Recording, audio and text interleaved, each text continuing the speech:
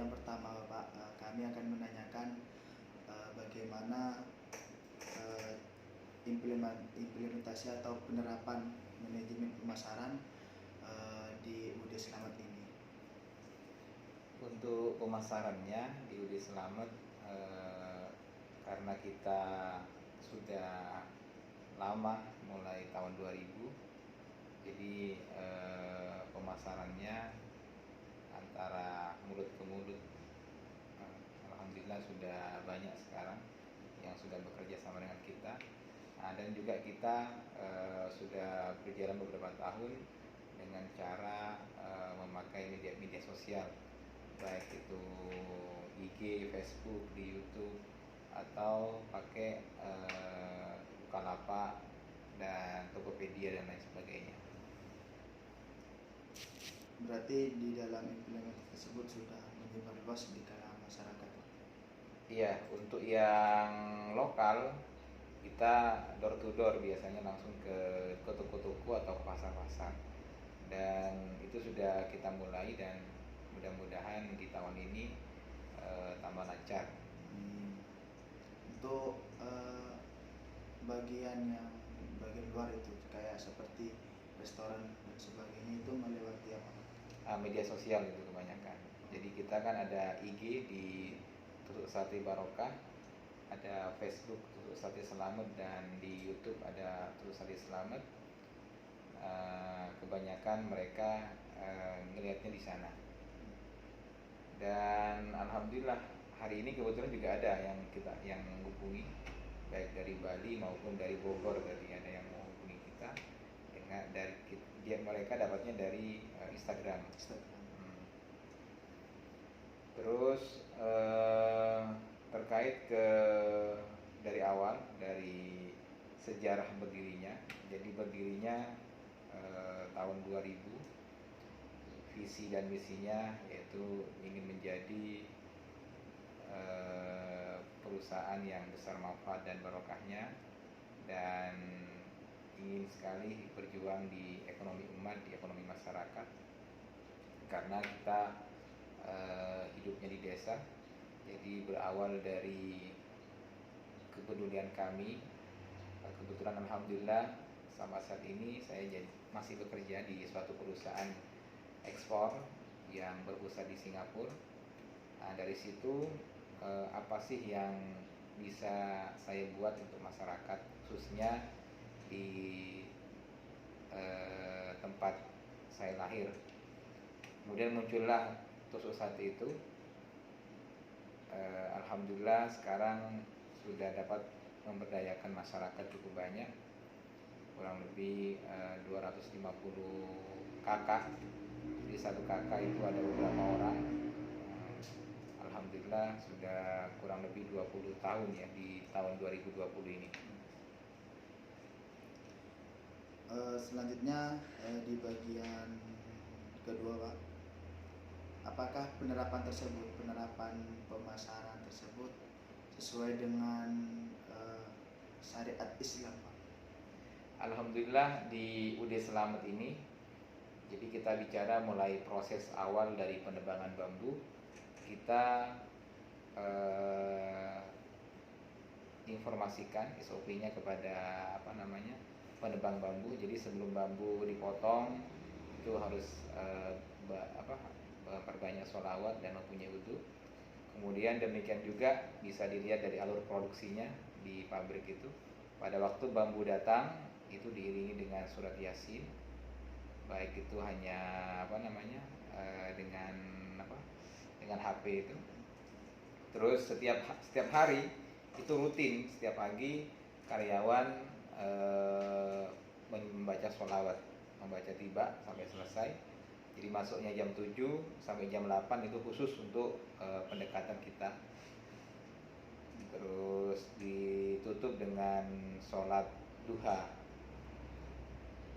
Demikian juga dengan ibu-ibu yang kerja di rumah, kita informasikan, kita sampaikan agar memperbanyak sholawat dan harus mempunyai wudu. Demikian juga dengan karyawan yang kerja di pabrik, itu semuanya mempunyai wudu. Terus untuk pemasarannya juga seperti itu. permasalahannya kita apa namanya secara terbuka ke mana ke ke bayar kita apa namanya baik cara pembayarannya, baik produknya. Kalau misalnya bagus, katakan bagus. Kalau misalnya tidak bagus, ya tidak bagus. Kita informasikan seperti awal. Kemarin seperti contohnya kemarin ada dari Surabaya. Saya bilang, Pak, ini stoknya bukan stok baru ya, bukan produksi baru, ini produksinya sudah agak lama. Oh iya Pak, tidak apa-apa Pak, yang penting bisa dipakai. Berarti sudah saling sukarela gitu. Ya betul. Demikian juga dengan yang lainnya. Jadi kalau misalnya dicek lagi sampai di sana kan. Misalnya kita kirim jumlahnya 100, dia hitung lagi sampai di lokasi biasanya. Seandainya ada kekurangan atau kelebihan di informasi. Betul. Misalnya ada kurang 100, kita informasikan. Tapi biasanya kita dalam satu karton untuk mengurangi jumlahnya, karena kita jual per piece, kita tambahi jumlahnya. Daripada kurang mendingan lebih. Ya, untuk mengantisipasi saja. Untuk mengantisipasi. Iya. Terus yang selanjutnya dari pertama itu up to door ya Pak. Door to door. Terus beralih kepada online dan sebagainya hingga saat ini. Terus dampaknya kepada masyarakat, dampak kepada terutama di bagian sosialnya itu apa Pak? Dampak positifnya dan dampak negatifnya. Alhamdulillah di UD Selamat ini positifnya kita memperdayakan lingkungan semuanya. Terus lingkungan semuanya hampir bekerja semua di pabrik dan lebih mudah lagi. Jadi kerjanya kan bisa di rumah. Ada yang tusuk sate yang dikerjakan di pabrik, juga banyak tusuk sate yang dikerjakan di rumah. Nah, ini memperdayakan dan alhamdulillah juga kita sesuai dengan visi dan misinya ingin bermanfaat bagi orang.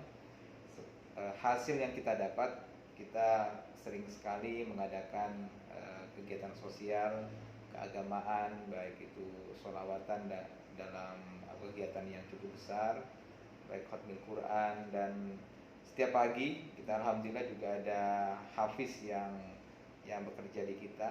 Ya setiap hari mereka ngaji sebagai apa namanya ikhtiar kita. Jadi bukan cuma lahir, juga batin kita lakukan. Terus ke anak yatim, janda tua, fakir miskin, ke lingkungan terutama sering juga kita sering baru-baru ini kita juga mengadakan ini apa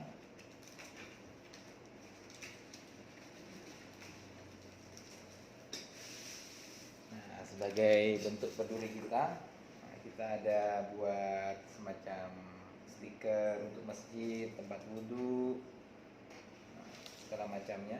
Ini sebagai bentuk kepedulian Budi Selamat untuk kegiatan-kegiatan keagamaan dan sosial. Dan Pak untuk bagian kayak online-nya itu Pak, pemasaran itu bagaimana? Untuk alhamdulillah, apalagi sekarang kan sudah banyak orang yang stay di rumah, di rumahnya masing-masing. Sekarang masyarakat kebanyakan membelinya secara online. Makanya dari beberapa tahun yang lalu kita sudah sudah di online kan dengan cara door to door, dari mulut ke mulut, karena kita sudah lama juga online kita lakukan. Alhamdulillah dengan adanya online ini bisa menambah omset penjualan kita dari yang sebelumnya cuma berapa. Dengan adanya online ini dampaknya ke perusahaan sangat berarti sekali, sehingga menambah penjualan. Untuk dampak negatifnya untuk di bagian pemasaran, dampak negatifnya mungkin banyak produk-produk kita kadang kita ngupload terus karena di media sosial fotonya diambil terus di ini lagi sama orang, kadang diupload lagi sama orang. Terus Tidak ada sih limbah, kita langsung ke pabrik tahu yang dipakai. Jadi usaha tuh sate bambunya ini tidak ada yang terbuang, semuanya dipakai. Berarti limbah dari bambu itu langsung Dipakai juga untuk untuk pabrik tahu. Pabrik tahu. Dan juga ada diambil masyarakat karena di desa kebanyakan biasanya yang ternak sapi gitu, biasanya untuk bakar kotorannya itu. Ya. Jadi butuh itu. Ya, mungkin cukup itu dulu Pak dari kami. Kurang lebihnya kami mohon maaf dulu Pak. Oke.